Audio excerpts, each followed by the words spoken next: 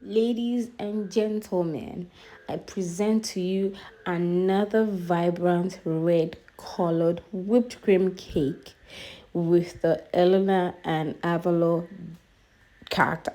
Yeah. Oh God. Did I just say Eleanor and Avalo? God, it sucks not to really watch cartoons or just not to be abreast. It is actually Eleanor of Avalo. Whatever it is, I hope I pronounced it right. And if I did not, please just appreciate the cake and ignore my pronunciations. And then we're talking about this wavy strokes that I achieved on this purple cake. I love the fact that it was really minimal in design and details.